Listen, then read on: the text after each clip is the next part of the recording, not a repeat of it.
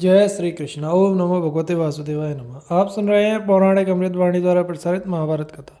कथा को सुनने के लिए हमारे चैनल को लाइक शेयर एंड सब्सक्राइब करें। ये आगे की कथा प्रारंभ करते हैं। महर्षि पंचशिख का राजा जनक को उपदेश। युधिष्ठिर ने पूछा, पिता में मोक्ष धर्म को जानने वाले मिथिला नरेश जनक ने मानवीय भोगों का परित्याग करके किस प्रकार के आचरण से मोक्ष प्राप्त किया था। भीष्म जी ने कहा, युधिष्ठिर सुनो, यह उस समय की बात है जब मिथिला में जनकवंशी राजा जनक देव का राज्य था। जनदेव सदा ब्रह्म की प्राप्ति का ही उपाय सोचा करते थे। उनके दरबार में 100 आचार्य बराबर रहा करते थे जो उन्हें भिन्न भिन्न आश्रमों के धर्मों का उपदेश देते रहते थे। एक बार कपिला के पुत्र महामुनि पंचशिख संपूर्ण पृथ्वी की परिक्रमा करते हुए मिथिला में आ पहुंचे। वे संन्यास धर्मों के ज्ञाता और तत्वज्ञानी थे। उन्हें सब सिद्धांतों का ज्ञान था। उनके मन में किसी प्रकार का संदेह नहीं था। वे सदा निर्द्वंद होकर विचरा करते थे। ऋषियों में अद्वितीय थे। कामना तो उन्हें छू भी नहीं गई थी। वे अपने उपदेश से मनुष्य के हृदय में अत्यंत दुर्लभ सनातन सुख की प्रतिष्ठा करना चाहते थे। सांख्य के विद्वान तो उन्हें साक्षात प्रजापति कपिल मुनि का ही स्वरूप समझते थे। उन्हें देखकर ऐसा जान पड़ता था मानो सांख्य शास्त्र के प्रवर्तक भगवान कपिल स्वयं पंचशिख के रूप में आकर लोगों को आश्चर्य में डाल रहे हैं। वे मुनिवर आसुरी के प्रथम शिष्य और दीर्घजीवी थे। उन्होंने 1000 वर्षों तक मानस यज्ञ का अनुष्ठान किया था। कपिला नाम की एक ब्राह्मणी थी जिसने अपना दूध पिलाकर पंचशिख को पाला था।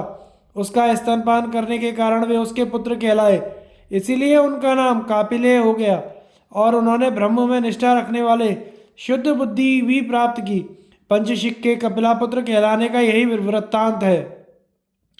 धर्मज्ञ पंचशिख ने उत्तम ज्ञान प्राप्त किया था। वे राजा जनक को 100 आचार्यों पर समान भाव से अनुरक्त जानकर उनके दरबार में गए। वहां जाकर उन्होंने अपने युक्ति युक्त वचनों से उन सब आचार्यों को मोहित कर दिया। उस समय महाराजा जनक कपिलानंदन पंचशिख का ज्ञान देखकर उनके प्रति आकृष्ट हो गए और अपने 100 आचार्यों को छोड़कर उन्हीं के पीछे चल दिए। तब मुनिवर पंचशिख ने राजा को धर्मानुसार चरणों में पड़े देख उन्हें योग्य अधिकारी समझ सांख्य मत के अनुसार मोक्ष धर्म का उपदेश दिया। पहले तो उन्होंने जन्म के कष्टों का वर्णन किया, फिर कर्म के क्लेशों को बताया। तत्पश्चात ब्रह्मलोक तक के भोगों की क्षण भंगुरता और दुख रूपता का प्रतिपादन करके सबकी ओर से विरक्त होने का उपदेश दिया। उन्होंने कहा, जो एक दिन नष्ट होने वाला है, जिसके जीवन का कुछ ठिकाना नहीं है, ऐसे अनित्य शरीर को इन बंधु बांधवों तथा स्त्री पुत्र आदि से क्या लाभ है। यह सोचकर जो मनुष्य इन सब को क्षण भर में त्याग कर चल देता है, उसे मृत्यु के बाद फिर जन्म नहीं लेना पड़ता। पृथ्वी, आकाश, जल, अग्नि और वायु ये सदा इस शरीर की रक्षा करते रहते हैं। इस बात को अच्छी तरह समझ लेने पर इसके प्रति आसक्ति कैसे हो सकती है। जो एक दिन मौत के मुख में पड़ने वाला है, उस शरीर को सुख कहाँ। पंचशिख का यह उपदेश जो भ्रम और वंचना से रहित सर्वथा निर्दोष और आत्मज्ञान का ज्ञान कराने वाला था, सुनकर राजा जनक को बड़ा विस्मय हुआ। उन्होंने पुनः प्रश्न करने का विचार किया। जनक ने पूछा, भगवत, ज्ञानी को मृत्यु के बाद फिर संसार की प्राप्ति होती है या नहीं? यदि उस समय उसकी कोई विशेष संज्ञा नहीं रहती तो ज्ञान और अज्ञान का फल ही क्या होगा? ऐसा प्रश्न सुनकर ज्ञानी महात्मा पंचशिख को निश्चय हो गया कि राजा जनक की बुद्धि पर अंधकार छा रहा है। इन्हें आत्मा के नाश का सा भ्रम सा हो रहा है, इसलिए ये बहुत घबराए हुए हैं। उनकी यह अवस्था जानकर वे महर्षि उन्हें समझाते हुए कहने लगे, राजन, मुक्तावस्था में आत्मा का ना तो नाश होता है, ना ही वह किसी विशेष आकार में परिणत होता है। यह जो प्रत्यक्ष दिखाई देने वाला संघात है, यह भी शरीर, इंद्रिय और मन का समूह मात्र है। यद्यपि ये पृथक पृथक है तो भी एक दूसरे का आश्रय लेकर कर्म में प्रवृत्त होते हैं। प्राणियों के शरीर में उपादान के रूप में आकाश, वायु, अग्नि, जल, पृथ्वी ये 5 धातु हैं। ये स्वभाव से ही एकत्रित होते और विलग हो जाते हैं। इन्हीं 5 तत्वों के मेल से नाना प्रकार के देहों का निर्माण हुआ है। आँख, कान, नाक, रसना, त्वचा ये 5 इंद्रियां कहलाती हैं। इनकी उत्पत्ति का कारण मन है। रूप, रस, गंध, स्पर्श, शब्द तथा मूर्त द्रव्य ये 6 गुण जीव की मृत्यु के पहले तक इंद्रिय जन्य ज्ञान के साधक होते हैं। इनके साथ इंद्रियों का संयोग होने पर ही भिन्न भिन्न विषयों का ज्ञान होता है। जो लोग गुणों के संघात रूप इस शरीर को आत्मा समझ लेते हैं, उन्हें मिथ्या ज्ञान के कारण अनंत दुखों की प्राप्ति होती है और उनकी परंपरा कभी शांत नहीं होती। इसके विपरीत जिनकी दृष्टि में यह दृश्य प्रपंच अनात्मा सिद्ध हो चुका है, उनकी इसके प्रति ना ममता होती है ना अहंता, फिर उन्हें दुख कैसे प्राप्त हो? क्योंकि अब तो दुखों के लिए कोई आधार ही नहीं रह जाता। अब मैं तुम्हें वह शास्त्र सुना रहा हूं जिसमें त्याग की प्रधानता है। ध्यान देकर सुनो, यह तुम्हारे मोक्ष में सहायक होगा। जो लोग मुक्ति के लिए प्रयत्नशील हों, उन सबको चाहिए कि सकाम कर्म और द्रव्य आदि को त्याग दें।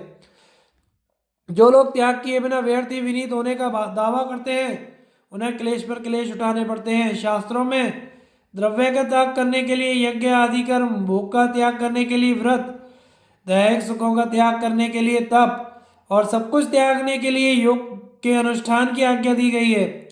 यही त्याग की सीमा है। सर्वस्व त्याग का यह एकमात्र मार्ग ही दुखों से छुटकारा पाने के लिए उत्तम बताया गया है। इसका आश्रय न लेने वालों को दुर्गति भोगनी पड़ती है। 5 ज्ञानेंद्रियां, 5 कर्मेंद्रियां, मन, ये सब मिलकर 11 इंद्रियां हैं। इन सबको मन रूप जानकर बुद्धि के द्वारा तुरंत इनका त्याग कर देना चाहिए। श्रवण करते समय श्रोत्र रूपी इंद्रिय, शब्द रूपी विषय और मन रूपी कर्ता, ये 3 उपस्थित होते हैं। इसी प्रकार प्रत्येक इंद्रिय के विषय अनुभव करते समय इंद्रिय और मन, इन तीनों के समूह की उपस्थिति रहती है। इस तरह 3 3 के 5 समुदाय हैं जिनके विषयों का ग्रहण होता है। ये कर्ता, कर्म और करण रूपी 3 प्रकार के भाव बारी बारी से उपस्थित होते हैं। इनमें से एक एक के सात्विक, राजस और तामस 3 3 भेद होते हैं। अनुभव भी 3 प्रकार के होते हैं, जिन्हें हर्ष, शोक आदि सबका समावेश है। हर्ष, प्रीति, आनंद, सुख और चित्त की शांति होना सात्विक गुण का लक्षण है। असंतोष, संताप, शोक, लोभ तथा अमर्ष, ये किसी कारण से हो या अकारण से रजोगुण के चिन्ह हैं। अविवेक, मोह, प्रमाद, स्वप्न और आलस्य, ये किसी भी तरह के क्यों ना हो तमोगुण के ही नाना रूप हैं। शब्द का आधार श्रुतेंद्रिय है, श्रोतेंद्रिय का आधार आकाश है, अतः वह आकाश रूप है। इसी प्रकार त्वचा, नेत्र, जिह्वा और नासिका भी क्रमशः स्पर्श, रूप, रस, गंध का आश्रय तथा आधारभूत महाभूतों का स्वरूप है। इन सब का अधिष्ठान है मन। इसीलिए सबके सब मन स्वरूप है, क्योंकि जब सब इंद्रियों का कार्य एक समय प्रारंभ होता है तो उन सबके विषयों का एक साथ अनुभव करने के लिए मन ही सब में अनुगत रूप से उपस्थित रहता है। अतः मन को 11वीं इंद्रिय कहा जाता है और बुद्धि को 12वीं माना गया है। इस प्रकार समस्त प्राणी अनादि अविद्या के कारण स्वभावतः व्यवहार परायण हो रहे हैं। ऐसी दशा में ज्ञान द्वारा अविद्या की निवृत्ति मात्र होने से आत्मा के नाश का क्या प्रसंग है? सनातन आत्मा का नाश हो ही कैसे सकता है? जैसे नद और नदियों समुद्र में मिलकर अपने व्यक्तित्व, रूप और नाम को त्याग देती हैं, उसी प्रकार समस्त प्राणी अपने परिच्छिन्न रूप और नाम को त्याग कर महत्व स्वरूप में प्रतिष्ठित होते हैं। यही उनका मोक्ष है। उस अवस्था में मृत्यु के बाद जब उपाधि का त्याग हो जाता है तो जीव की कोई विशेष संज्ञा कैसे रह सकती है? जो इस मोक्ष विद्या को जानकर सावधानी के साथ आत्म तत्व का अनुसंधान करता है, वह जल से कमल के पत्ते की भांति कर्म के अनिष्ट फलों से कभी भी लिप्त नहीं होता। संतानों के प्रति आसक्ति, भिन्न भिन्न देवताओं की प्रसन्नता के लिए सकाम यज्ञों का अनुष्ठान, ये सब मनुष्य के लिए नाना प्रकार के सुदृढ़ बंधन है। जब वह इन बंधनों से छूटकर सुख दुख की चिंता छोड़ देता है, उस समय लिंग शरीर के अभिमान का त्याग करके सर्वश्रेष्ठ गति मुक्ति प्राप्त कर लेता है। श्रुति के महावाक्यों पर विचार और शास्त्र में बताए हुए मंगल में शमदमादि साधनों का अनुष्ठान करने से मनुष्य जरा तथा मृत्यु के भय से रहित होकर सुख उससे सोता है। जब पुण्य और पाप का क्षय तथा उनसे मिलने वाले सुख दुख आदि फलों का नाश हो जाता है, उस समय सब वस्तुओं की आसक्ति से रहित पुरुष आकाश के समान निर्लेप एवं निर्गुण आत्मा का साक्षात्कार कर लेता है। जैसे मकड़ी जाला तान कर उस पर चक्कर लगाती रहती है, किंतु उन जालों का नाश हो जाने पर एक स्थान पर स्थिर हो जाती है, उसी प्रकार जीव भी कर्म जालों में पड़कर भटकता रहता है और उससे छूटने पर दुख से रहित हो जाता है। जैसे सांप अपनी कैचुली त्याग कर उसकी उपेक्षा करके चल देती है, उसी प्रकार जो शरीर में आसक्ति ना रखकर उसके प्रति अपनापन का अभिमान त्याग देता है, वह दुख से छूट जाता है।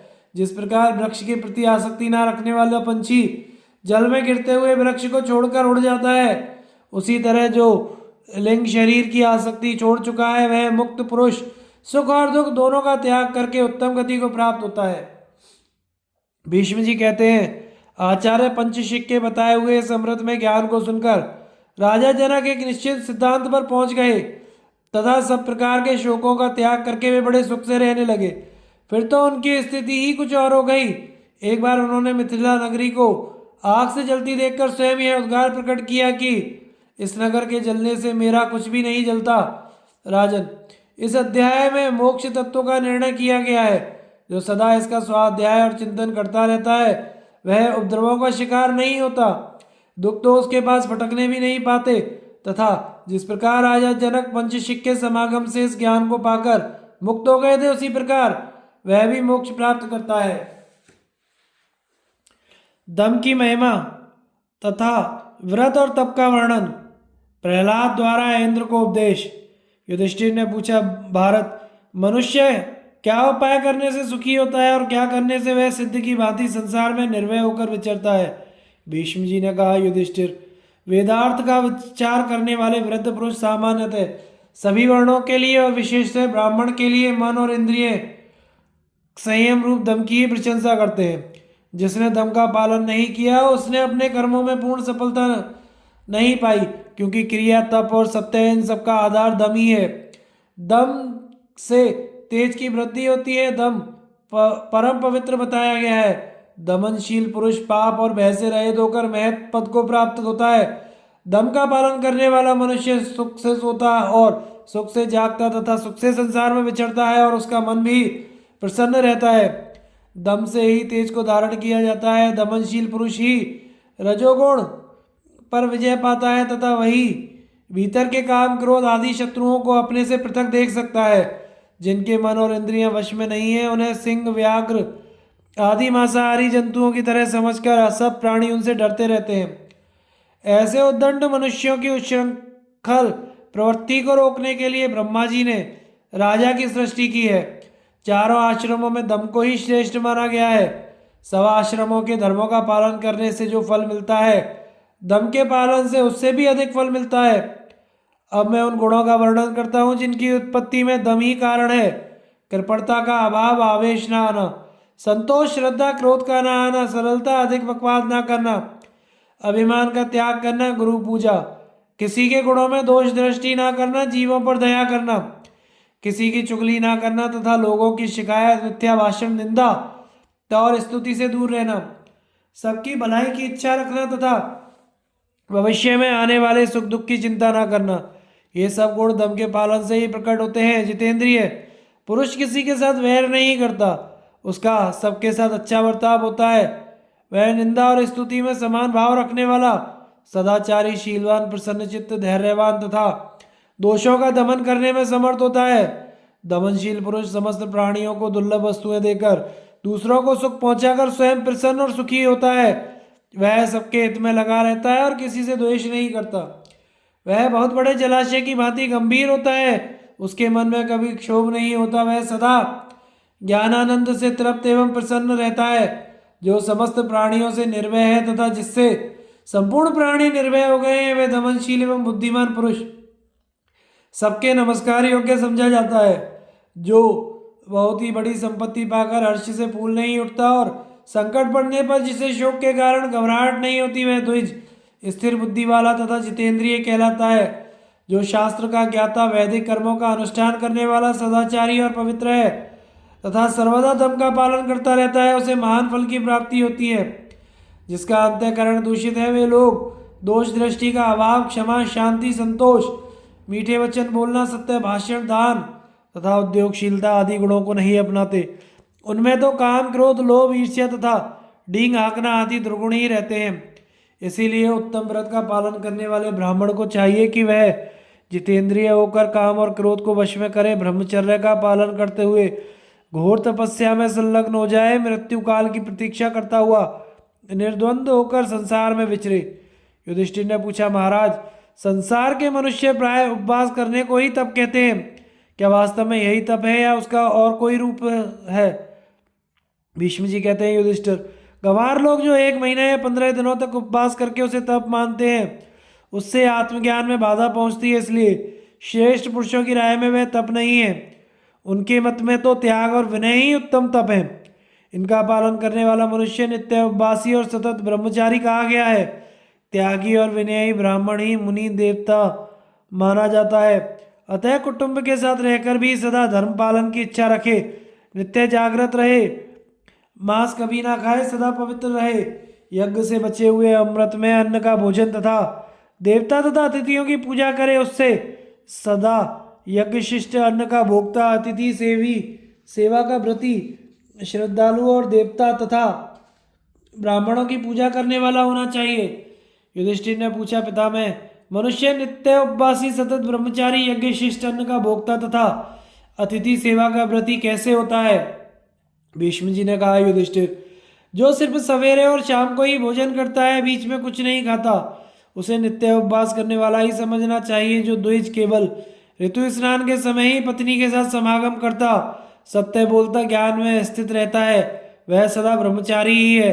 नित्य दान करने वाला पवित्र माना जाता है। जो दिन में कभी नहीं सोता, उसे सदा जागने वाला ही समझना चाहिए। जो सदा भरण पोषण करने के योग्य माता पिता आदि व्यक्तियों तथा अतिथियों के भोजन कर लेने पर ही खाता है, वह केवल अमृत भोजन करता है। अपने इस नियम के द्वारा वह स्वर्गलोक पर विजय पाता है। शास्त्रज्ञ पुरुष उसी को भिक्षासी यज्ञ शिष्ट अन्न का भोक्ता कहते हैं। ऐसे पुरुषों को अक्षयलोक प्राप्त होते हैं। वे ब्रह्मा जी के साथ उनके धाम में निवास करते हैं तथा अप्सराओं सहित समस्त देवता उनकी परिक्रमा किया करते हैं। देवता और पितरों के साथ रहकर वे पुत्र पौत्रों सहित आनंद भोगते हैं। उन्हें बड़ी उत्तम गति प्राप्त होती है। युधिष्ठिर ने पूछा, पितामह, इस संसार में जो भी शुभ या अशुभ कर्म होता है, वह पुरुष को उसके सुख दुख रूप फल भोगने में ही लगा देता है, परंतु पुरुष उस कर्म का करता है या नहीं, इस विषय में मुझे संदेह है। अतः मैं आपके मुख से इसका ठीक ठीक समाधान सुनना चाहता हूँ। भीष्म जी ने कहा, युधिष्ठिर, इस विषय में जानकार लोग इंद्र और प्रहलाद के संवाद रूप एक प्राचीन इतिहास का उदाहरण दिया करते हैं। प्रहलाद जी के मन में किसी विषय की आसक्ति नहीं थी। उनके पाप धुल गए थे। जड़ता और अहंकार तो उनमें नाम का भी नहीं था। वे धर्म और मर्यादा का पालन करते और शुद्ध सत्वगुण में स्थित रहते थे। निंदा और स्तुति को समान समझते, मन इंद्रियों पर काबू रखते, एकांत घर में निवास करते थे। उन्हें चराचर प्राणियों की उत्पत्ति और नाश का ज्ञान था। अप्रिय हो जाने पर वे क्रोध नहीं करते और प्रिय की प्राप्ति होने पर अधिक हर्ष नहीं मानते थे। मिट्टी के ढेले और स्वर्ण में उनकी समान दृष्टि थी। वे आत्मा का कल्याण करने वाले ज्ञान योग में स्थित और धीर थे। उन्हें परमात्म तत्व का निश्चय हो गया था। ऐसे सर्वज्ञ, समदर्शी तथा जितेंद्रिय प्रहलाद जी को एकांत में बैठे देख इंद्र उनकी बुद्धि को जानने की इच्छा से उनके पास जाकर बोले, दैत्यराज, जिन गुणों को पाकर कोई भी मनुष्य संसार में सम्मानित हो सकता है, उन सबको मैं तुम्हारे भीतर स्थित देखता हूँ। तुम्हें आत्म तत्व का ज्ञान है, इसलिए पूछता हूँ, बताओ, तुम्हारे मत में कल्याण का सर्वश्रेष्ठ साधन क्या है?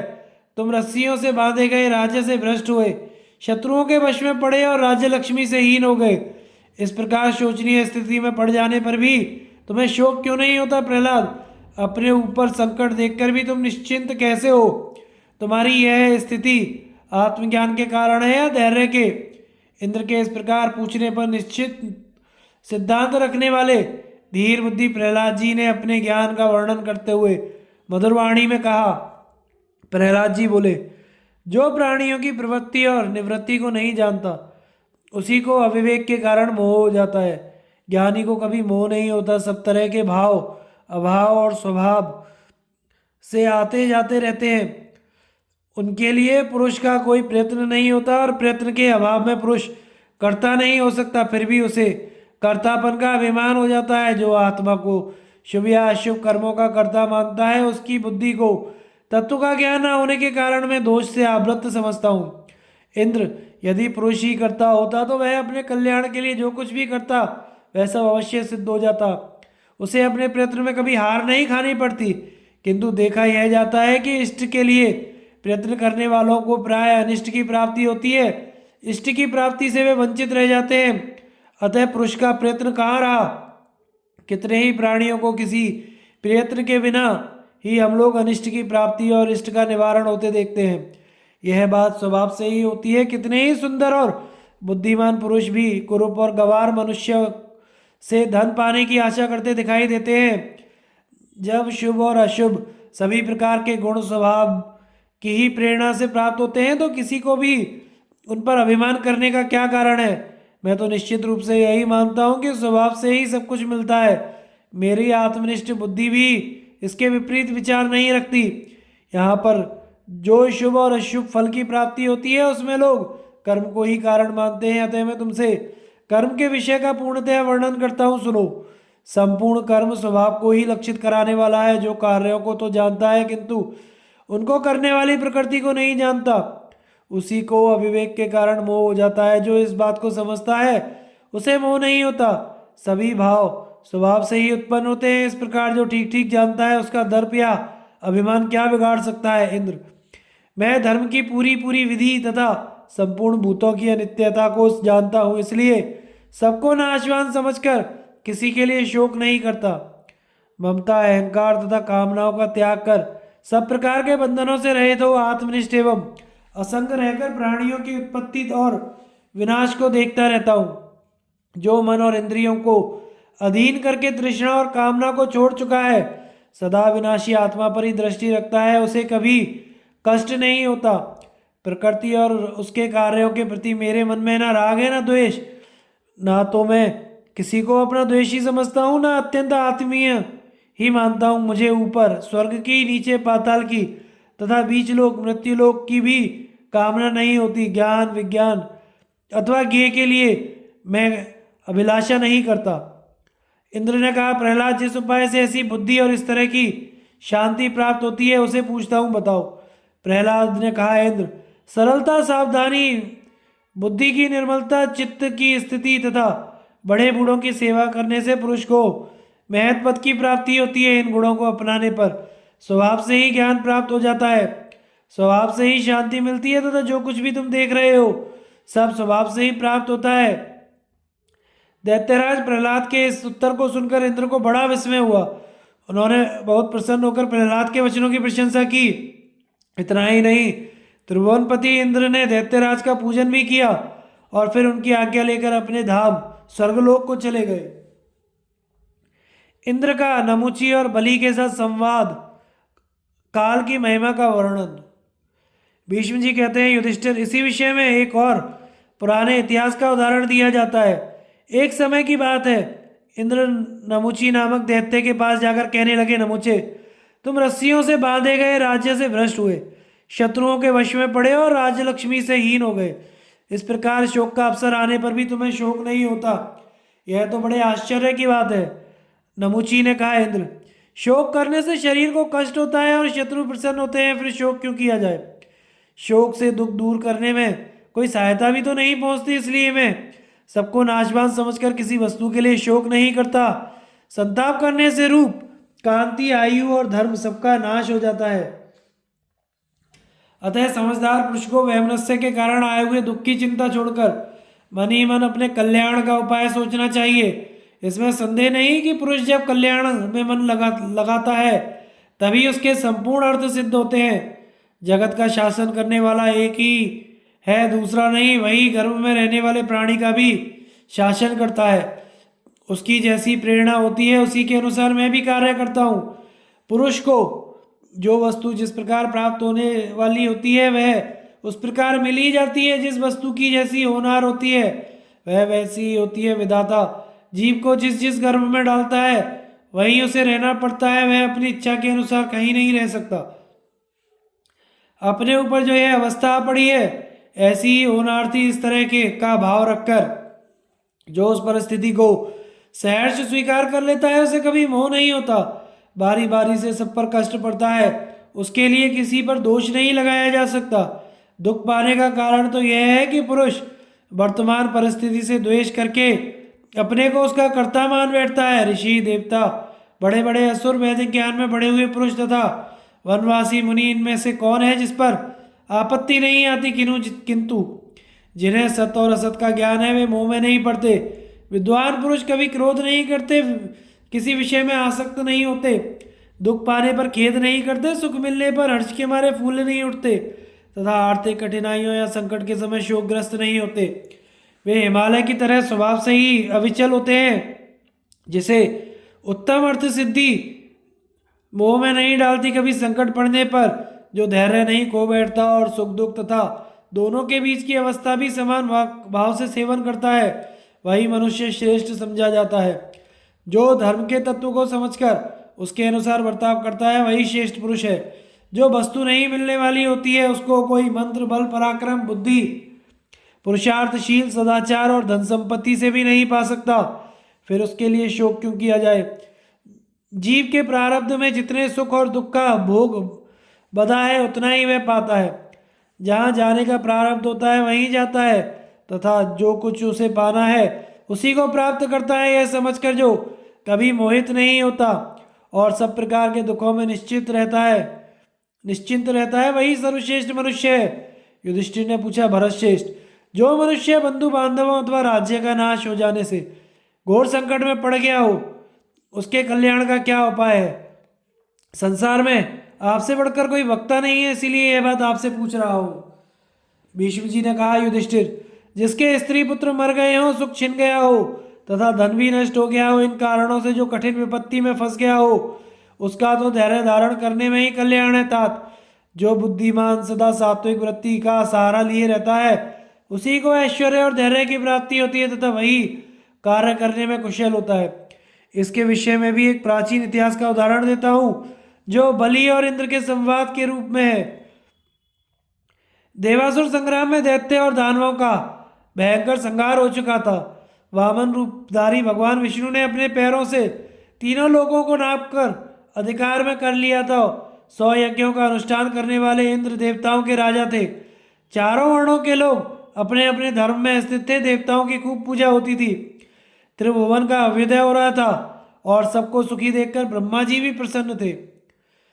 इसी समय की बात है, एक दिन इंद्र अपने ऐरावत नामक गजराज पर बैठकर तीनों लोकों के भ्रमण के लिए निकले।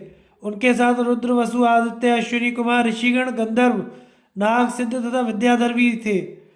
घूमते घूमते वे किसी समय समुद्र तट पर जा पहुंचे। वहां एक पर्वत की गुफा में विरोचन कुमार बलि विराजमान थे। उन पर दृष्टि पड़ते ही इंद्र हाथ में वज्र लिए उनके पास पहुंच गए। देवराज इंद्र को देवताओं के बीच ऐरावत की पीठ पर बैठे हुए देखकर भी दैत्यों के स्वामी बलि के मन में तनिक भी शोक या व्यथा नहीं हुई। वे निर्भय और निर्विकार होकर खड़े रहे। तब इंद्र ने कहा, विरोचन कुमार, अपने शत्रु की समृद्धि देखकर भी तुम्हें व्यथा नहीं होती, इसका क्या कारण है?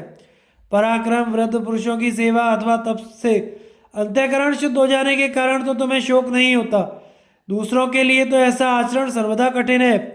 तुम शत्रुओं के वश में पड़े और उत्तम स्थान स्वर्ग के राज्य से भ्रष्ट हुए। इस प्रकार शोचनीय दशा में पड़कर भी तुम्हें शोक क्यों नहीं होता? पहले बाप दादों के राज्य पर बैठकर सबके महाराज बने हुए थे, अब उस राज्य को शत्रुओं ने छीन लिया। यह देखकर भी तुम शोक क्यों नहीं करते? लक्ष्मी और धन खोकर भी दुख ना मानना बड़ा कठिन है। भला तुम्हारे सिवा दूसरा कौन है जो त्रिभुवन का राज्य नष्ट हो जाने पर भी जीवित रहने में उत्साह रखे? ये तथा और भी बहुत सी कठोर बातें सुनाकर इंद्र ने बलि का तिरस्कार किया। बलि ने भी बड़े आनंद के साथ वे सारी बातें सुनी और निर्भय होकर उत्तर दिया। बलि ने कहा, इंद्र, जब मैं अच्छी तरह काल की कैद में आ गया हूं, तो अब मेरे सामने इस प्रकार की डींग हाँकने से क्या लाभ है?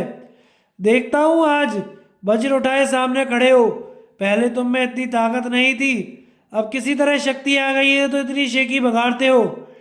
तुम्हारे सिवा दूसरा कौन ऐसी कठोर बातें कह सकता है, जो समर्थ होकर भी अपने हाथ में पड़े हुए वीर शत्रु पर दया करता है?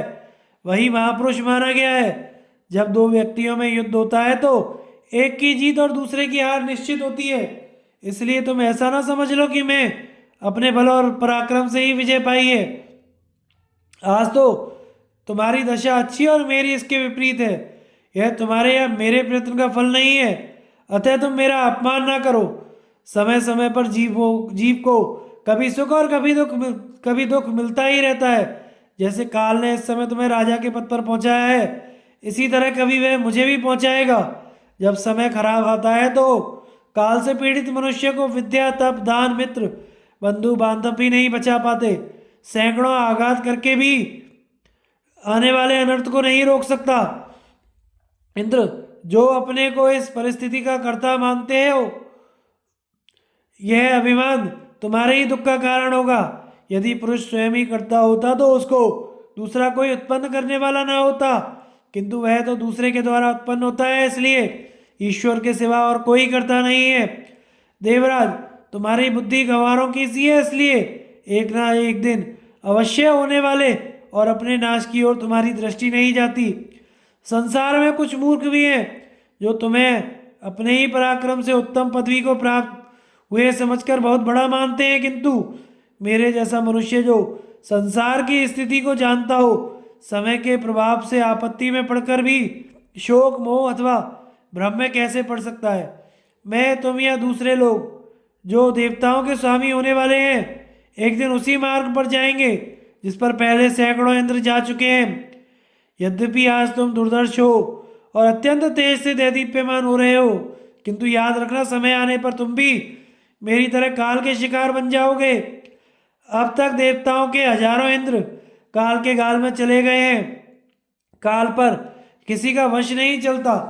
तुम इस शरीर को पाकर सब प्राणियों को जन्म देने वाले सनातन देव भगवान ब्रह्मा जी की भांति अपने को बहुत बड़ा मानते हो, किंतु तुम्हारा यह इंद्रपद आज तक किसी के लिए भी अविचल या अनंत काल तक रहने वाला साबित नहीं हुआ। इस पर कितने ही आए, कितने ही चले गए, केवल तुम ही मूर्खता के कारण इसे अपना मानते हो। देवराज, नाशवान होने के कारण जो विश्वास के योग्य नहीं है, उस राज्य पर तुम विश्वास करते हो। जो टिकने वाला नहीं है, उसे स्थिर मानते हो। इसमें कोई आश्चर्य की बात नहीं है, क्योंकि काल ने जिसे घेर रखा हो वह सदा ऐसा ही समझता है। जिस राजलक्ष्मी को मोहवश अपनी मानते हो, वह ना तुम्हारी है, ना मेरी, ना दूसरे की ही है। यह किसी के पास स्थिर नहीं रहती, बहुत से राजाओं के उपभोग में आ चुकी है और उनको छोड़कर अब तुम्हारे पास आई है। इसका स्वभाव चंचल है, अतः कुछ काल तक तुम्हारे पास भी रहकर फिर दूसरे के यहाँ चली जाएगी। अब तक इसने जितने राजाओं का परित्याग किया है, उनकी गणना नहीं हो सकती। तुम्हारे बाद भी बहुत से राजा इसका उपभोग करेंगे। पूर्व काल में इसे जिन जिन राजाओं ने भोगाए वे आज कहीं दिखाई नहीं देते। प्रथु, पूर्वा, मैं, भीम, नरकासुर, शंबरासुर, अश्वगिरी, पुलोमा, स्वरभानु, अमितध्वज, प्रहलाद, नमुची, दक्ष, विप्रचित्ति, ब्रोचन, हिरण्यकेशव, सोहोत्र, भूरिया, पुष्यबान, वृषभ, सत्येषु, ऋषभ, बाहु, कपिलाक्ष, विसूयक, बाण, कार्तस्वर, वहिनी, विश्वदृष्ट, नैरशिति, संकोच, वरिताक्ष, वाराशु, रुचिप्रभ, विश्वजीत, प्रतिरु, विषाण, विष्कर, मधु, हिरण्यकश्यपु और कैटभ, ये तथा और भी बहुत से दैत्य, दानव और राक्षस आदि पूर्व काल में पृथ्वी के स्वामी हो चुके हैं। जिन जिन पूर्ववर्ती नरेशों के आज हम लोग नाम सुनते हैं, वे सभी काल की मार पड़ने से इस पृथ्वी को छोड़कर चले गए, क्योंकि काल ही सबसे बड़ा बलवान है। केवल तुमने ही 100 यज्ञों का अनुष्ठान किया हो, यह बात भी नहीं है। उन सभी राजाओं ने 100 यज्ञ किए थे, सभी धर्मात्मा थे और सबके सब निरंतर यज्ञ में संलग्न रहने वाले थे। तुम्हारी तरह वे भी आकाश में विचरते थे, सैकड़ों मायाएं जानते थे और इच्छानुसार रूप धारण कर सकते थे। उनके भी तेज और प्रताप बढ़े हुए थे, किंतु काल ने उनका भी संहार कर ही डाला। जिस दिन तुम्हें इस पृथ्वी को उपभोग के बाद त्यागना पड़ेगा, उस दिन तुम अपने प्रबल शोक को न दबा सकोगे। इसलिए विषय भोग की इच्छा छोड़ दो, राजलक्ष्मी का घमंड त्याग दो। ऐसा करने से तुम अपने राज्य के नष्ट हो जाने पर भी उसके शोक को धैर्यपूर्वक सह सकोगे।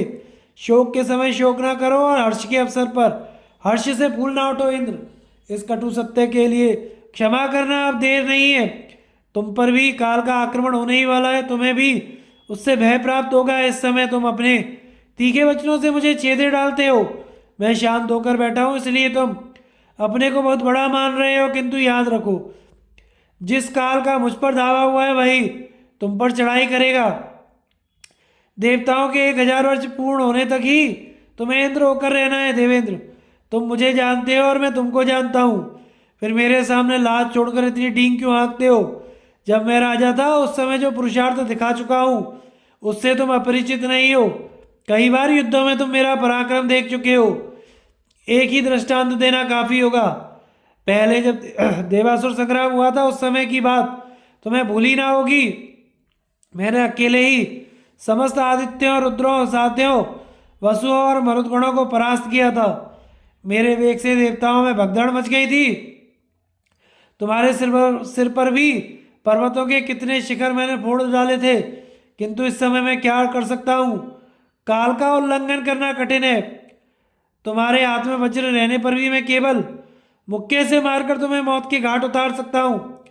किंतु मेरे लिए पराक्रम दिखाने का नहीं, क्षमा करने का समय है। इसलिए तुम्हारे सब अपराध चुपचाप सह लेता हूँ। यही वजह है कि तुम अपनी झूठी बड़ाई किए जा रहे हो। जैसे मनुष्य रस्सी से किसी पशु को बांध लेता है, उसी प्रकार भयंकर काल मुझे अपने पास में बांधे खड़ा है। पुरुष को लाभ, हानि, सुख दुख, काम, क्रोध, जन्म, मरण, बंधन, मोक्ष ये सब काल से ही प्राप्त होते हैं। जो काल के प्रभाव को जानता है वह उससे कष्ट पाकर भी शोक नहीं करता, क्योंकि दुख दूर करने में शोक से कोई सहायता नहीं मिलती। यही सोचकर मैं शोक नहीं करता। शोकग्रस्त मनुष्य का शोक उसकी विपत्ति को टालता नहीं, उल्टे उसकी शक्ति को क्षीण कर देता है। इसलिए मैं शोक नहीं करता। बलि के इस कथन को सुनकर इंद्र का क्रोध उतर गया। वे शांत होकर बोले, दैत्यराज, मेरे हाथ को वज्र सहित ऊपर उठे देखकर मारने की इच्छा से आई हुई मृत्यु का भी दिल दहल जाता है। फिर दूसरा कौन है जो व्यथित ना हो? किंतु तुम्हारी बुद्धि तत्व को जानने वाली और स्थिर है, इसलिए तनिक भी विचलित नहीं होती। इसमें संदेह नहीं कि धैर्य के कारण ही तुम्हें घबराहट नहीं होती। वास्तव में काल का कोई परिहार नहीं है, उसके उल्लंघन का कोई उपाय नहीं है। काल सब प्राणियों के साथ एक सा बर्ताव करता है। वह दिन रात, मास, क्षण, काष्ठा, लव का, कला तक का हिसाब करके प्राणियों को पीड़ा पहुंचाता रहता है। जैसे नदी में आई हुई बाढ़ अपने वेग से किनारे के वृक्षों को तोड़ उखाड़ कर बहा ले जाती है, उसी प्रकार यह काम आज करूंगा, उसे कल पूरा करना है। ऐसा कहते हुए मनुष्य को काल सहसा आकर दबोच लेता है। अरे, उसको तो अभी अभी देखा था, वह कैसे मर गया? इस तरह काल के वेग में बहते हुए मनुष्यों के प्रलाप सुनाई पड़ते हैं। धन, ऐश्वर्य, भोग और स्थान ये सब काल के द्वारा नष्ट हैं। काल ही आकर प्राणियों के जीवन को हर लेता है। ऊंचे चढ़ने का अंत है नीचे गिरना, जन्म का परिणाम है मृत्यु। जो कुछ देखने में आता है वह सब नाशवान और अस्थिर है, तो भी निरंतर इस बात का स्मरण रहना कठिन हो जाता है। अवश्य ही तुम्हारी बुद्धि तत्व को जानने वाली तथा स्थिर है, इसलिए उसे घबराहट नहीं होती। काल अत्यंत प्रबल है, वह संपूर्ण जगत पर आक्रमण करके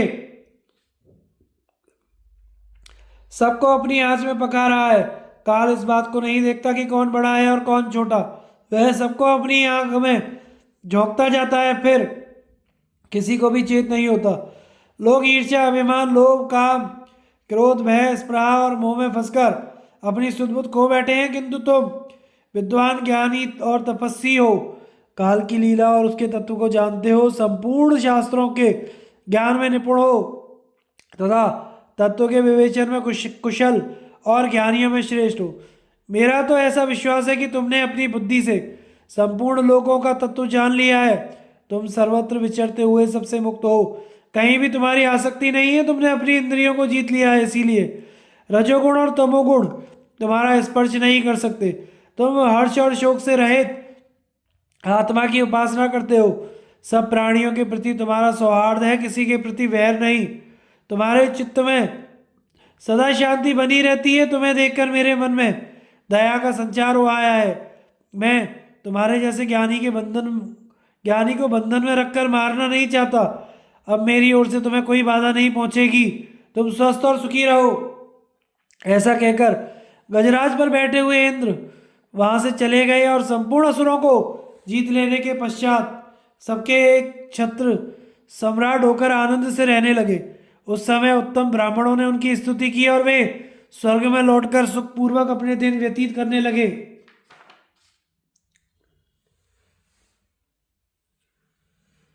इंद्र के पास लक्ष्मी का आना तथा दानव दैत्यों के उत्थान और पतन का कारण बताना,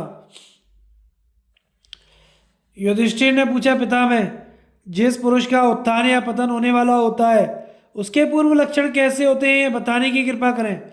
भीष्म जी ने कहा, युधिष्ठिर, जिसका उत्थान या पतन होने को होता है उसका मन ही उसके पूर्व लक्षणों को प्रकट कर देता है। इस विषय में लक्ष्मी और इंद्र के संवाद रूप एक प्राचीन इतिहास का उदाहरण दिया जाता है, उसे सुनो।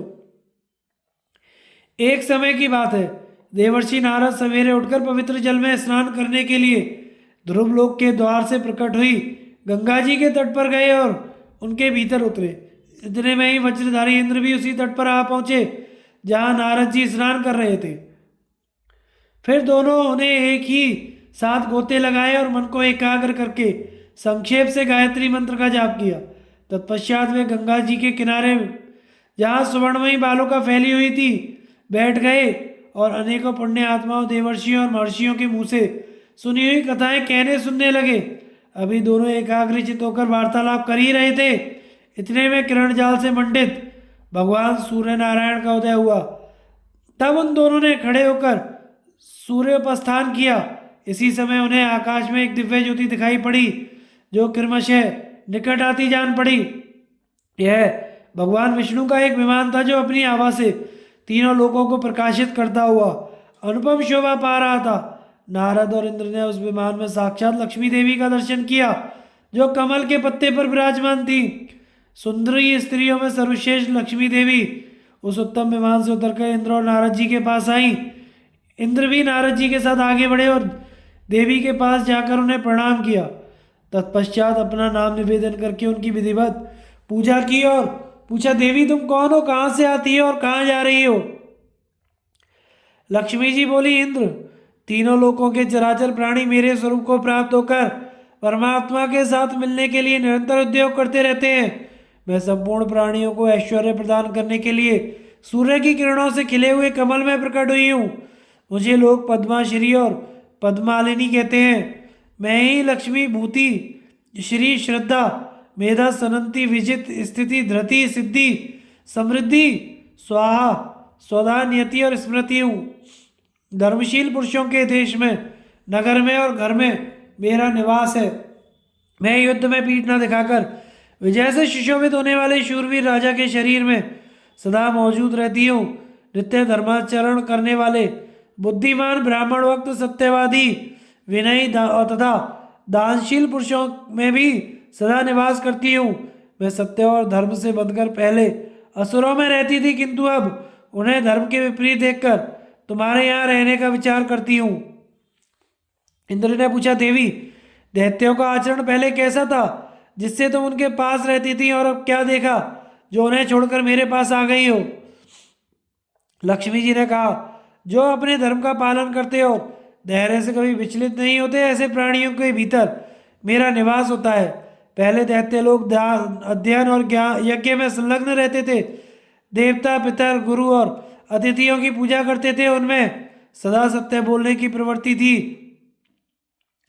वे अपना घर द्वार झाड़ बहार कर साफ रखते थे।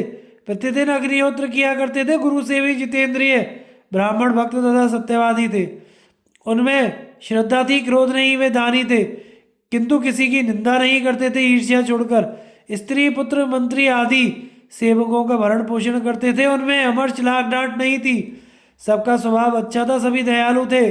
सब में सरलता, सुदृढ़ भक्ति तथा इंद्रिय संयम का गुण था। सब अपने भृत्यों तथा मंत्रियों को संतुष्ट रखने वाले कृतज्ञ तथा मधुरभाषी थे। वे सबका समुचित रूप से सम्मान करते, धन देते, लज्जा रखते, व्रत एवं नियमों का पालन करते, उपवास और तप में लगे रहते थे। सबके विश्वास पात्र थे। प्रतिदिन सूर्य के पहले जागते, रात में कभी दही और सत्तू नहीं खाते थे। प्रातःकाल घी तथा दूसरी मांगलिक वस्तुओं का दर्शन करते और ब्राह्मणों की पूजा किया करते थे। सदा धर्म की चर्चा में लगे रहते और प्रतिग्रह से दूर रहते थे। रात के आधे भाग में ही सोते थे। दिन में कभी सोने का नाम नहीं लेते थे। कृपण, अनाथ, वृद्ध, दुर्बल, रोगी और स्त्रियों पर दया करते, उनके लिए अन्न और वस्त्र बांटते थे। व्याकुल, विषादग्रस्त, उद्विग्न, भयभीत, रोगी, दुर्बल, पीड़ित को देखकर तथा जिसका सर्वस्व लुट गया हो, उस मनुष्य को सदा ढाढ़स बंधाया करते थे। धर्म का ही आचरण किया करते थे, एक दूसरे की जान नहीं लेते थे। कार्य के समय परस्पर अनुकूल अनुकूल और गुरुजनों तथा बड़े बूढ़ों की सेवा में दत्तचित्त रहते थे। पितरों, देवताओं तथा अतिथियों का की विधिवत पूजा करते थे तथा उन्हें अर्पण करने के पश्चात बचे हुए अन्न को ही प्रतिदिन प्रसाद रूप में ग्रहण करते थे।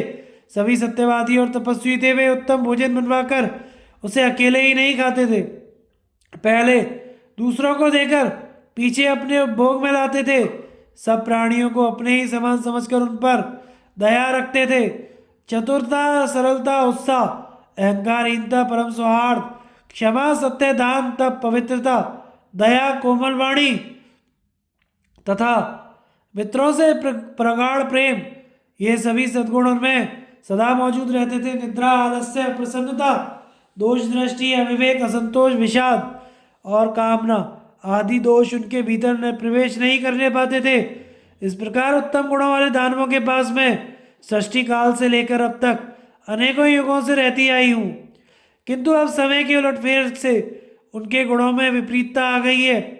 मैंने देखा दैत्यों में धर्म नहीं रह गया है, वे काम और क्रोध के वशीभूत हो गए हैं। जब बड़े बूढ़े लोग सभा में बैठकर कोई बात कहते हैं तो गुणहीन दैत्य भी उनमें दोष निकालते हुए उनकी हंसी उड़ाया करते हैं। वृद्ध पुरुषों के आने पर भी नवयुवक लोग अपने आसन पर बैठे ही रह जाते हैं, पहले की भांति उठकर खड़े नहीं होते। ना प्रणाम आदि के द्वारा उनका सत्कार करते हैं। पिता के रहते ही बेटा मालिक बन बैठता है। पुत्र पिता की तथा स्त्रियां अपने पति की आज्ञा नहीं मानती। माता पिता, वृद्ध, आचार्य, अतिथि और गुरुओं का आदर उठ गया। संतानों के लालन पालन पर भी ध्यान नहीं दिया जाता। देवता, पितर, अतिथि तथा गुरुजनों का पूजन तथा उन्हें अन्नदान किए बिना ही सब लोग भोजन करने लगे हैं। उनके रसोइये भी पवित्र नहीं रहते। दैत्यों के यहाँ दूध को बिना ढके छोड़ दिया जाता है। घी को अब वे झूठे हाथों से छूने लगे हैं। पशुओं को घर में बांध देते हैं, किंतु चारा पानी देकर उनका आदर नहीं करते। छोटे बालक आशा लगाए देखते रहते हैं कि और दानव खाने की चीजें अकेले चटकर जाते हैं। सेवकों को भूखे छोड़कर अपने खा लेते हैं। वे सूर्योदय तक सोते हैं और प्रभात को भी रात ही समझते हैं। उनके घर घर में दिन रात कलह मचा रहता है। वे आश्रमवासी महात्माओं से तथा आपस में भी द्वेष रखते हैं। अब उनके यहाँ वर्ण संकर संतानें होने लगी हैं, किसी में भी पवित्रता नहीं रह गई है। वेद वेदता ब्राह्मणों अथवा मूर्खों का आदर या अनादर करने में भी वे कोई अंतर नहीं रखते। उनकी दासियां सुंदर गहने पहनकर दुराचारणी स्त्रियों की भांति चलने फिरने, बैठने और कटाक्ष करने लगी हैं। क्रीड़ा के समय स्त्रियां पुरुषों के और पुरुष स्त्रियों के वेश धारण करते हैं। कितने ही दानव पूर्व काल में अपने पूर्वजों द्वारा सोए के ब्राह्मणों को दान के रूप में दी हुई जागीरें नास्तिकता के कारण छीन लेते हैं। उनमें जो व्यापारी हैं वे सदा दूसरों का धन ठग लेने का ही विचार रखते हैं। शिष्यों में तो गुरु की सेवा का भाव ही नहीं रहा। अब तो उल्टे गुरु लोग ही शिष्यों की सेवा टहल करने में लगे हैं। बहू अपने सास ससुर के सामने ही नौकरों पर हुक्म चलाती है। पत्नी ही पति पर शासन करती है और उसका नाम ले लेकर पुकारती है। जिन्हें हितैषी और मित्र समझा जाता है वही लोग अपने संबंधी के धन को आग लगने, चोरी हो जाने अथवा राजा के द्वारा छिन जाने से नष्ट हुआ देखते हैं और तो द्वेषवश उसकी खिल्ली उड़ाया करते हैं। सबके सब कृतज्ञ, नास्तिक, पापाचारी और तथा गुरु स्त्रीगामी हो गए हैं।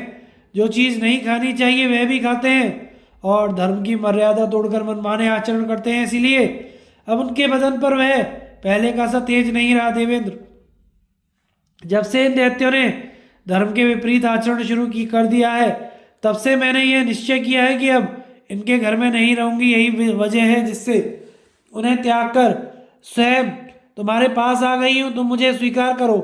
जहाँ मैं रहूंगी वहाँ आशा, श्रद्धा, धृति, शांति, विजित, सन्नति, क्षमा तथा जया, ये 8 देवियां भी मेरे साथ निवास करेंगी। इन 8 में जया ही सबसे प्रधान है। मेरे साथ ये सभी देवियां असुरों को त्याग कर तुम्हारे पास आई हैं। देवताओं का मन धर्म में लगा होता है, इसलिए अब हम लोग इन्हीं के यहाँ निवास करेंगे। भीष्म जी कहते हैं, लक्ष्मी देवी के इस प्रकार कहने पर देवर्षि नारद और इंद्र ने उनकी प्रसन्नता के लिए अभिनंदन किया। उस समय शीतल सुखद और सुगंधित हवा चलने लगी। उस पावन प्रदेश में लक्ष्मी सहित इंद्र का दर्शन करने के लिए संपूर्ण देवता उपस्थित हो गए। तत्पश्चात इंद्र महर्षि नारद और लक्ष्मी जी के साथ स्वर्ग में आए और देवताओं से सत्कृत होकर सभा में विराजमान हुए। उस समय नारद जी ने लक्ष्मी जी के शुभागमन की प्रशंसा की। पितामह ब्रह्मा जी के लोक से अमृत की वर्षा होने लगी। देवताओं की दुंदुभी बिना बजाई बज उठी। संपूर्ण दिशाएं निर्मल एवं श्री संपन्न दिखाई देने लगी। लक्ष्मी जी के वहां आ जाने पर संसार में समय पर वर्षा होने लगी। कोई भी धर्म मार्ग से विचलित नहीं होता था। पृथ्वी में बहुत सी रत्नों की खानें प्रकट हो गई। मनुष्य देवता किन्नर यक्ष और राक्षसों की समृद्धि बढ़ गई। वे सदा प्रसन्न रहने लगे। गौएं दूध देने के साथ ही संपूर्ण कामनाएं सिद्ध करने लगी। किसी के मुंह से कठोर वाणी नहीं निकलती थी। जो लोग इंद्र आदि देवताओं द्वारा की हुई भगवती लक्ष्मी की आराधना से संबंध रखने वाले इस अध्याय का ब्राह्मणों की मंडली में बैठकर पाठ करते हैं, वे यदि धन के इच्छुक हो तो उन्हें प्रचुर मात्रा में संपत्ति प्राप्त होती है। कुरुश्रेष्ठ, तुमने जो उत्थान और पतन के पूर्व लक्षणों के विषय में प्रश्न किया है, उसका उत्तर मैंने लक्ष्मी जी के द्वारा कहे हुए दानवों के उत्थान पतन के का कारण बताकर दे दिया है। तुम स्वयं परीक्षा करके इसकी यथार्थता का निश्चय कर सकते हो। जैगीषव्य का देवल को समत्व बुद्धि का उपदेश तथा श्री कृष्ण का उग्रसेन के प्रति नारद जी के गुणों का वर्णन। युधिष्ठिर ने पूछा, पितामह, कैसे शील, किस तरह के आचरण, कैसी विद्या और कैसे पराक्रम युक्त होने पर मनुष्य प्रकृति से परे अविनाशी ब्रह्मपद को प्राप्त होता है? भीष्म जी ने कहा, युधिष्ठिर, जो पुरुष मिताहारी और जितेंद्रिय होकर मोक्षोपयोगी धर्मों के पालन में संलग्न रहता है, वही प्रकृति से परे अविनाशी ब्रह्मपद को प्राप्त होता है। इस विषय में जैगीषव्य मुनि और असित देवल के संवाद रूप एक प्राचीन इतिहास का उदाहरण दिया जाता है।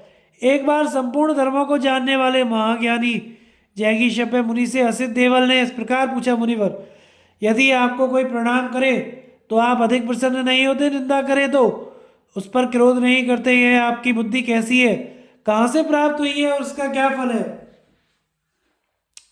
उनके इस प्रकार पूछने पर उन महान तपस्वी संदेह रहित, पवित्र और सार्थक वचनों से उत्तर दिया। जैगीषव्य ने कहा, मुनिवर, पुण्य कर्म करने वाले मनुष्यों को जिसके प्रभाव से उत्तम गति और परम शांति प्राप्त होती है, वह बुद्धि मैं तुमसे बता रहा हूँ, सुनो।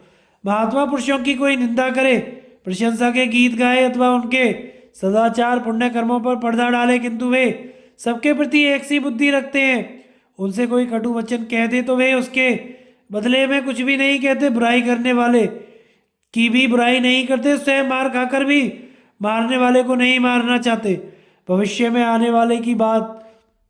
आने वाली बात की चिंता छोड़कर वर्तमान कामों को ही करते हैं, जो बात बीत चुकी है उसके लिए शोक नहीं करते, किसी बात के लिए प्रतिज्ञा नहीं करते, उनका ज्ञान परिपक्व होता है, वे महाबुद्धिमान, क्रोध को जीतने वाले, जितेंद्रिय होते हैं, मन, वाणी और शरीर से कभी किसी का अपराध नहीं करते, मन में ईर्ष्या नहीं रखते, दूसरों की निंदा और प्रशंसा से दूर रहते हैं, अपनी निंदा अथवा प्रशंसा सुनकर उनके चित्त में कभी विकार नहीं होता, वे सर्वदा शांत और संपूर्ण प्राणियों के हित में संलग्न रहते हैं, हृदय की अज्ञानमयी गांठें खोलकर चारों ओर आनंद के साथ विचरा करते हैं, ना तो उनके कोई शत्रु होते हैं, ना ही वे किसी के शत्रु होते हैं।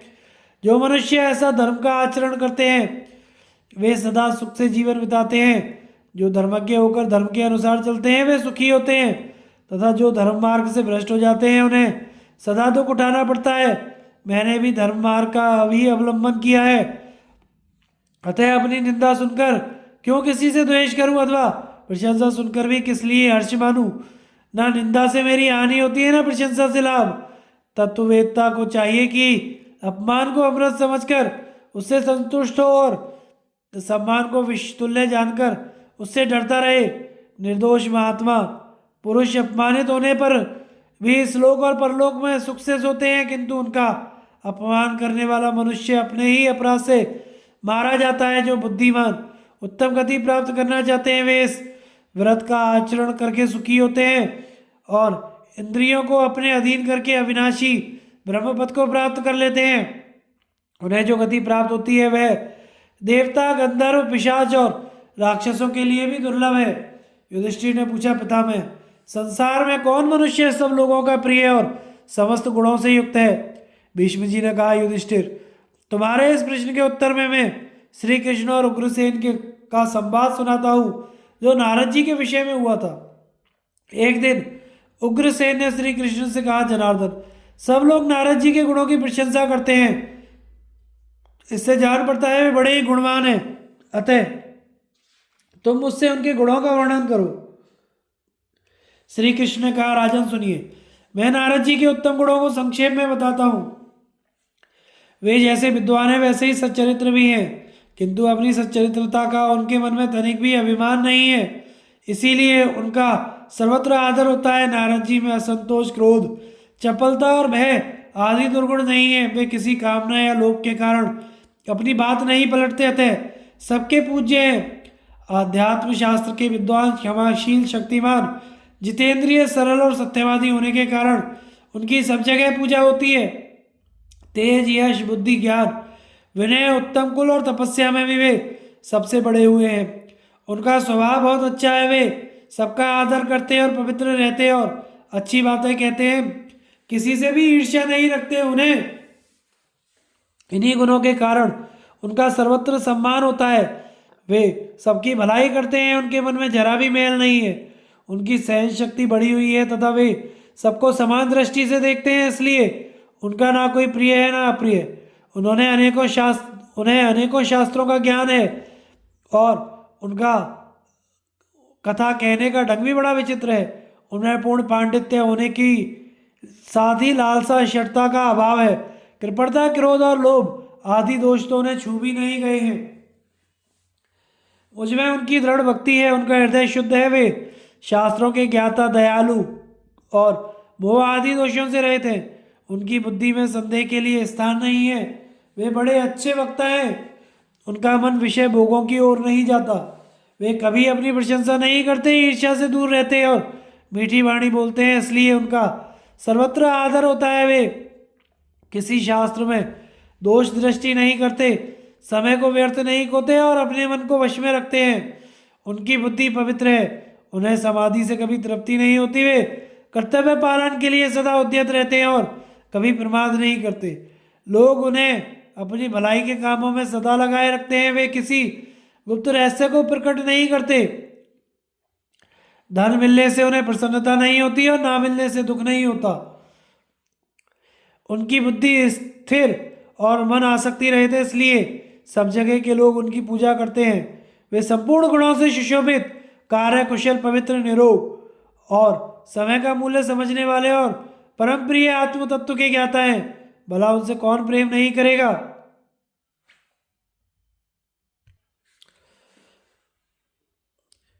व्यास जी का सुखदेव के पूछने पर उन्हें काल का स्वरूप तथा सृष्टि की उत्पत्ति बतलाना। युधिष्ठिर ने पूछा, पितामह, अब मैं यह जानना चाहता हूँ कि संपूर्ण भूतों की उत्पत्ति किससे होती है, उनका लय कहाँ है, परमार्थ की प्राप्ति के लिए किसका ध्यान और किस कर्म का अनुष्ठान करना चाहिए, काल का क्या स्वरूप है और भिन्न भिन्न युगों में मनुष्यों की कितनी आयु होती है। भीष्म जी ने कहा, युधिष्ठिर, इस विषय में भगवान व्यास ने अपने पुत्र सुखदेव जी को जो उपदेश दिया था वही प्रसंग तुम्हें सुना रहा हूँ। एक दिन सुखदेव जी ने वेद व्यास जी से अपने मन का संदेह इस प्रकार पूछा, पिताजी, पापियों को उत्पन्न करने वाला कौन है, काल के ज्ञान से क्या परिणाम निकलता है और ब्राह्मण का क्या कर्तव्य है, ये सब बातें बताने की कृपा कीजिए।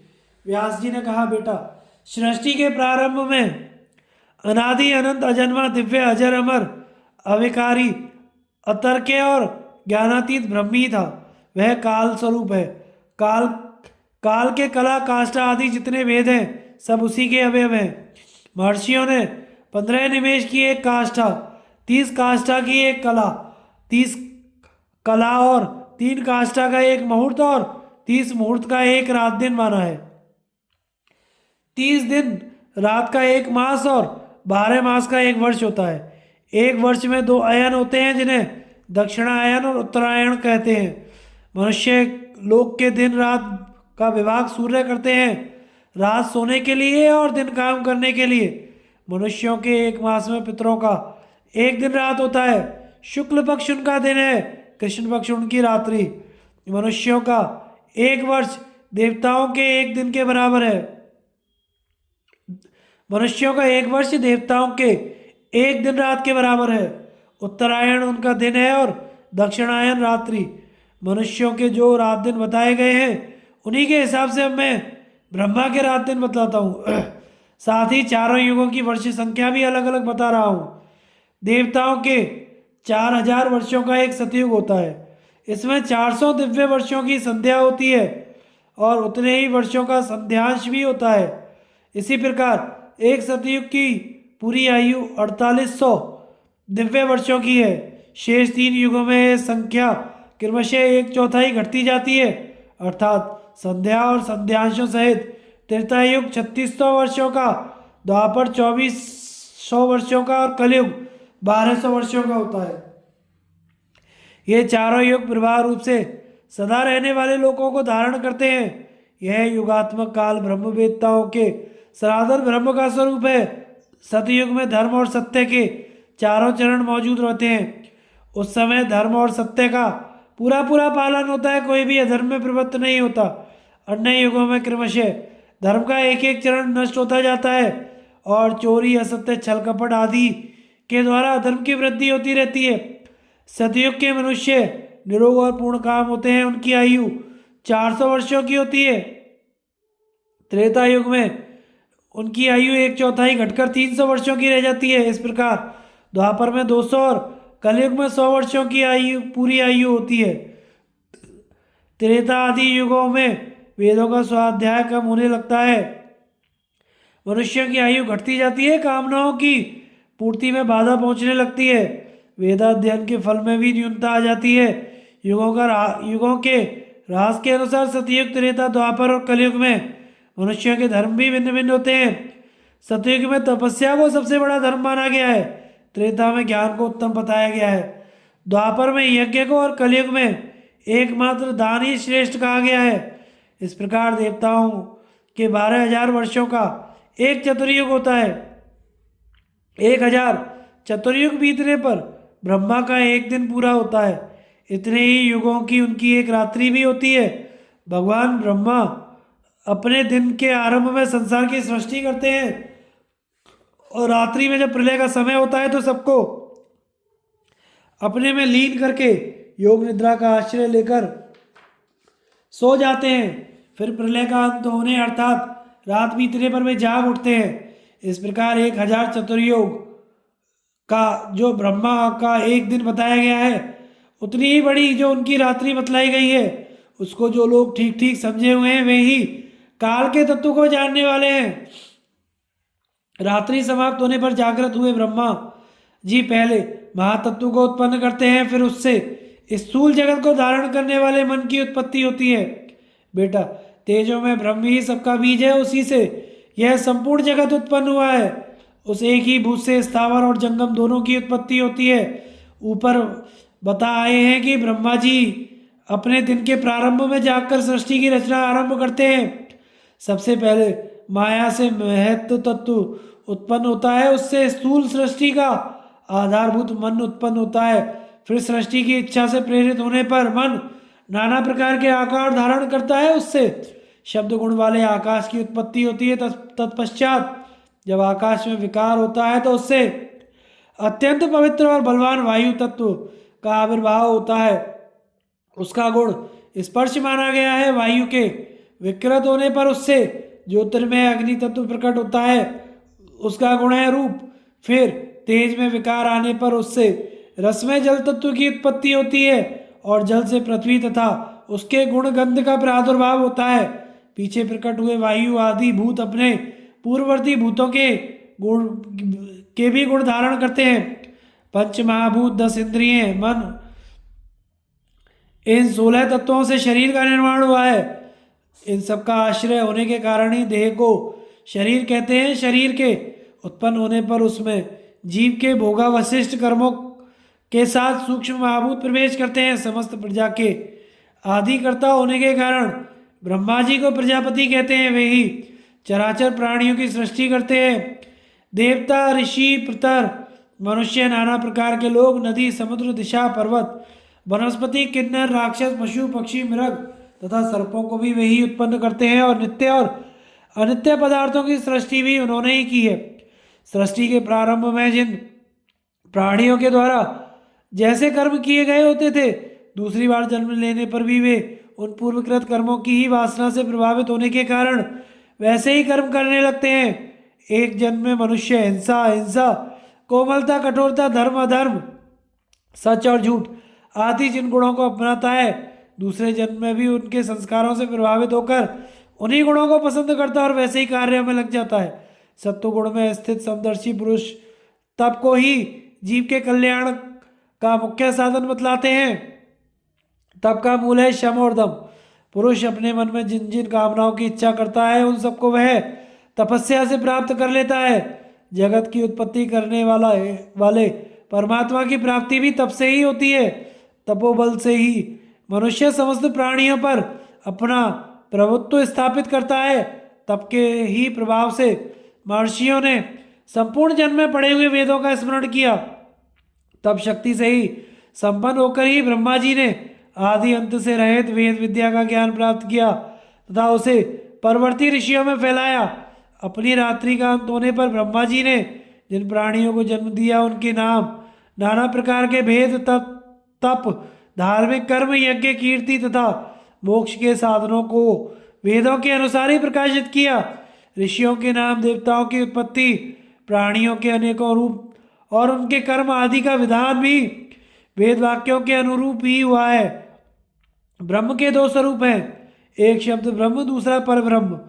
इन दोनों का ज्ञान होना आवश्यक है। जिसे शब्द ब्रह्म का पूर्ण ज्ञान हो जाता है, वह सुगमता से पर ब्रह्म का साक्षात्कार कर लेता है।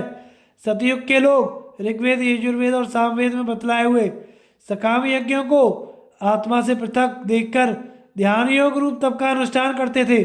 उसके बाद त्रेता में जो महाशक्तिशाली पुरुष उत्पन्न हुए, उन्होंने संपूर्ण चराचर जगत को नियम के अंदर रखा। उस समय वेदाध्ययन, यज्ञ अनुष्ठान और वर्णाश्रम धर्म के पालन की सुंदर व्यवस्था थी, परंतु द्वापर युग में आयु की न्यूनता के कारण लोगों में उपयुक्त बातों की कमी होने लगी। कलयुग आने पर तो वेदों का कहीं दर्शन होता है, कहीं नहीं होता। उस समय अधर्म से पीड़ित होकर यज्ञ और वेद लुप्त हो जाते हैं। बेटा, इस प्रकार तुम्हारे प्रश्न के अनुसार मैंने सृष्टि काल, कर्म, वेद और कर्मफल आदि के विषय में जो कुछ बातें बतलाई हैं। आगे की कथा का प्रसारण हम अगले भाग में करेंगे। हमारे चैनल को लाइक, शेयर एंड सब्सक्राइब करें। धन्यवाद।